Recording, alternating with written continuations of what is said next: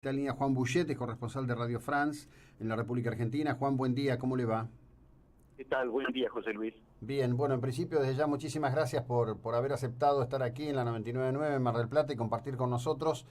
Ayer fue el mensaje de Macron en la era de las redes, en donde Twitter no tiene tiempo, espacio y casi nunca piedad. Las críticas llegaron prácticamente al tiempo que terminaba el discurso del presidente francés, ¿no?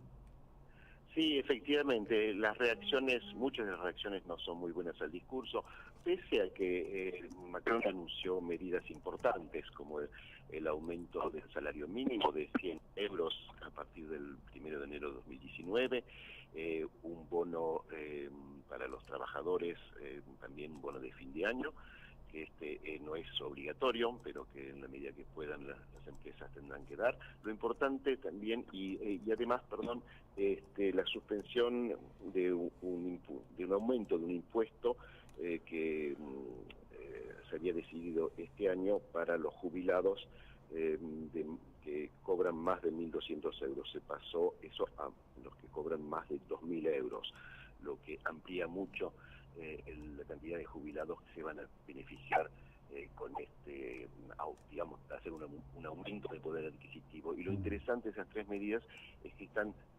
desfiscalizadas, es decir, que no las tomará a su cargo el Estado, no representará ningún impuesto suplementario y tampoco ninguna carga social para las empresas. En ese sentido, no cambia, ¿no es cierto?, la dirección de las reformas, por más que se impone para 2019 una carga más importante para el presupuesto nacional, que se estima en 10.000 millones de dólares. Por otra parte, además de las medidas concretas y otras, el presidente cambió de actitud, o sea, dijo, después de haber condenado enérgicamente las violencias, que comprendía la cólera y el descontento de muchos franceses, de aquellos que están manifestando, que representan una Francia de clase media empobrecida, o parte sobre todo de origen rural o de las pequeñas ciudades, y que quería atender sus reclamos.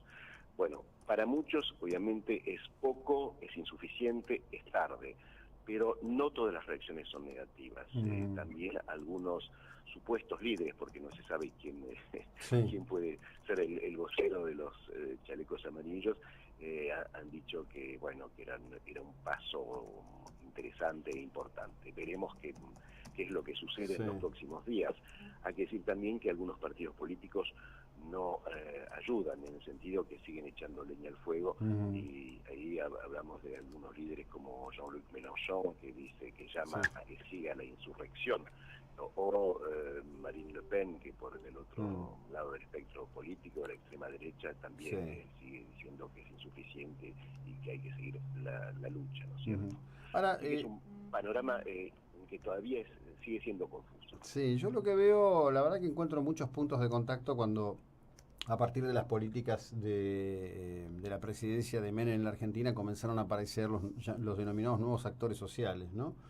Sí, Cuando uno empezaba a explorar quiénes eran, en realidad eran conversiones de dirigentes de la izquierda, del Partido Comunista, de los sectores del maoísmo, y se fueron todos reciclando, todavía están hoy dando vueltas entre nosotros en la Argentina. Yo sí, vengo siguiendo con mucha atención. Hay una cuestión que me impacta mucho, las crónicas de los diarios españoles, con sí, los colegas sí, allí, en particular de Quiñonero, que escribe para ABC, que es un tipo sí. que vive en Francia y sabe, hablan de odio a Macron. ¿Usted percibe o entiende que existe eso como odio, como la expresión odio a Macron? En parte es cierto. Digamos que primero que la situación general de esta gente que protesta no es algo que nació con Macron, es algo que Mm. viene desde hace 25 o 30 años, ¿no es Sí, cierto?, en claro. Francia, que tiene que ver con, bueno, la evolución de la economía, gente que está vinculada, digamos, a trabajos más relacionados con la economía del pasado, ¿no es cierto?, Claro, mientras claro. que hay otra Francia que está más en la economía actual y del futuro, a la cual le va bien. Eso por un lado, eso por el fondo de la cuestión. Ahora sí, es cierto que en algunas manifestaciones y en declaraciones de muchos de los chalecos amarillos hay una suerte de odio a Macron, que apareció quizás durante sus primeros meses, o 18 meses casi Mm. de presidencia, como demasiado aislado, ¿no es cierto? Como soberbio y no escuchando al pueblo, aunque esto no es todo el pueblo, ¿no? Es parte del pueblo. Creo que sí, y se cristalizó así una suerte de odio hacia su figura, que justamente haciendo parcialmente un mea culpa, el presidente trató anoche de paliar en cierta medida. Por otra parte, digamos que es una reflexión personal, pero también que en Francia, como en muchos países, hay cierto, no sé, animosidad hacia personas que son brillantes, y Macron es un personaje brillante. Entonces, eso también tampoco le ayuda en esta fase. Y la gente que está a favor de Macron no es gente que va a bajar a la calle para apoyarlo. O sea, es cierto que el hecho que se haya cristalizado así un descontento transformado en una forma de odio hacia su persona le hace las cosas más difíciles al presidente Macron, independientemente de las medidas que pueda tomar. Sí, sin duda. Hoy a la mañana, yo mientras estoy realizando el programa aquí, lo voy siguiendo en particular a través de Twitter, en Fran Press y otras fuentes. Hubo, digamos, hay 170 escuelas tomadas, hubo ahí una serie de cuestiones muy intensas en donde la policía recuperó el control de una de las escuelas. ¿Esto aparece como articulado con lo de los chalecos amarillos o a partir de que se instala una suerte de estado insurreccional, distintos sectores se van sumando? Mire, esto creo que se ha sumado, no tiene nada que ver directamente. Hay dudas sobre reformas en curso en la escuela secundaria, porque son los colegios secundarios los que están tomados. Creo que hay 10% de los colegios en el país que están tomados. Eso se ha sumado, pero algunos observadores dicen que hay elementos de extrema izquierda que tienen influencia sobre los estudiantes y son los que también están asusando este movimiento.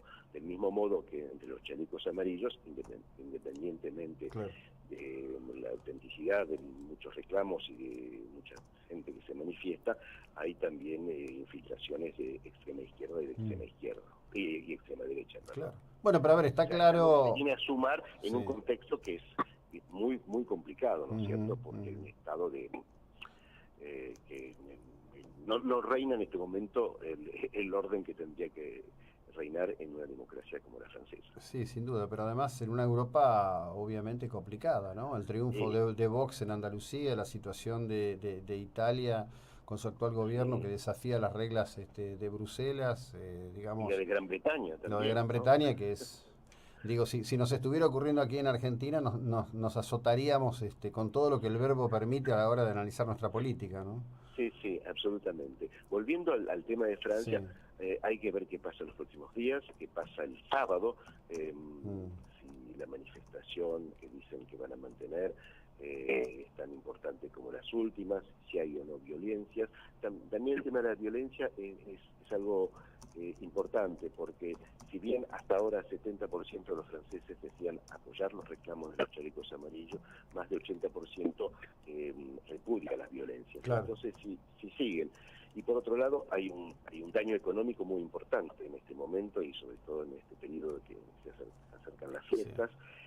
Son elementos que pueden hacer reflexionar a mucha gente, incluso entre los chalecos amarillos. Ahí, en algún momento, un movimiento tiene que terminar para obtener resultados. Entonces, ahí dependerá si los más moderados toman la cabeza y deciden parar con esta agitación, o no, si son los más radicales que siguen, digamos, dirigiendo el movimiento. Hay que tener en cuenta también otro aspecto que me pareció importante, que el presidente pidió que tengan más participación en el diálogo social en todo el territorio, los alcaldes, especialmente de las pequeñas y medianas ciudades, que son los que están en contacto justamente con aquellos que se manifiestan hoy. Sí, porque esto parecería casi un ejercicio de democracia directa, ¿no? Es el pueblo y el presidente. Sí. Es también lo que, entre otras muchas reivindicaciones, a veces contradictorias de los chalecos amarillos, estaba tener también una democracia más participativa. Y eso es un paso también en esa dirección. Y hubo algunas ideas que lanzó Macron anoche que todavía necesitan plasmarse en medidas y en prácticas, ¿no es cierto?, de mejorar el diálogo con todos los cuerpos intermedios de la nación. Bien, quiero preguntar esto. Es una definición compleja porque sé que lo que voy a preguntar es muy abarcativo, pero ¿qué define ser pobre en Francia con respecto de lo que visualizamos como ser pobre en Argentina? Es muy difícil comparar las situaciones. Mucha gente está empobrecida. Yo no creo que sean los más pobres los que manifiestan. De hecho, los más pobres sería la gente que está en los conurbanos de las grandes ciudades, en muchos casos gente que viene de la inmigración, aunque sean franceses después ya de una o dos generaciones. Esto es más bien una clase media empobrecida y que sobre todo se siente poco escuchada o ignorada por los gobiernos de turno. Eso ya existía bajo Sarkozy, bajo Hollande y quizás antes. Ahora bien, para ver los niveles de pobreza, el salario en Francia se considera que hay 13% de pobres. En Alemania también más o menos lo mismo. Pero ser pobre en Argentina, en Estados Unidos, en Francia o en Alemania no es lo mismo. O sea, no son los mismos niveles de ingreso que se consideran. El salario mínimo allá es de un poco menos de 1.200 euros. Obviamente los costos, el costo de vida es mayor que en la Argentina en general, aunque hay cosas que son más caras aquí que allá. Es difícil de evaluar. Hay solo 11% de la población que gana el salario mínimo, pero hay gente que gana menos porque no trabaja a tiempo completo, por ejemplo. Entonces, esa gente sí puede estar sufriendo. Si uno gana 800 euros en Francia hoy, por más que haya mucha ayuda social, tiene situaciones vive una vida muy difícil. Claro, bueno, esto es concreto. Si estoy ganando 800 euros y no me alcanza y tengo que ir a la ayuda social, empieza, para el que tiene dignidad, un primer proceso de frustración, ¿no? Efectivamente, y es lo que ha pasado en las últimas décadas en Francia como en otros países, cuando se fueron profundizando en las desigualdades económicas y sociales. Es algo que afecta a todo el mundo y que de alguna manera podríamos decir que muchos de los que manifiestan hoy en Francia, en Estados Unidos podrían haber sido electores de Donald Trump. O favorables al Brexit si fueran británicos, o votantes de la AfD en Alemania.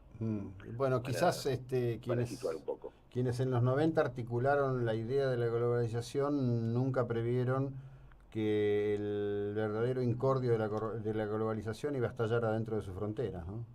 Sí, efectivamente. Yo creo que no sé qué va a pasar con la decisión en Francia, pero el proyecto de Macron era justamente una tentativa de salir de otra manera con esto, con un proyecto a la vez liberal y social. Lo que pasa en los primeros 18 meses, aparte de su actitud personal, ahora rechazada por muchos, puso más en el acento en las cuestiones de liberalización de la economía para relanzar la economía y también el empleo, y digamos que se olvidó del aspecto social, y ahora hay un giro en ese sentido, como le piden miembros de su gobierno que vienen de la izquierda y del centro. De todas maneras, pase lo que pase, hay un desgaste muy grande de este gobierno, no solo del presidente y su figura, sino del gobierno en sí. Hubo muchas declaraciones contradictorias de varios ministros, y bueno, cuando pase la tormenta, si pasa, probablemente va a tener que hacer el presidente un cambio profundo de gabinete. Desde ya. Juan, muchísimas gracias por la ilustración y el tiempo que nos ha dedicado. Que tenga una buena jornada, muy amable. No, por favor, gracias a usted. Hasta Adiós. Luego. Bueno, Juan Bouchet es corresponsal de Radio Francia en la República Argentina. Bueno, estamos tratando de completar esto, que es un universo que, como ven, a la hora de lo que ocurre, de lo que efectivamente ocurre y lo que efectivamente se vive, no tiene grandes diferencias. Hoy hay problemáticas globales de carácter general. Así que ahí también lo planteó, ¿no? 13% de desocupación en Francia, 13% de desocupación en Alemania.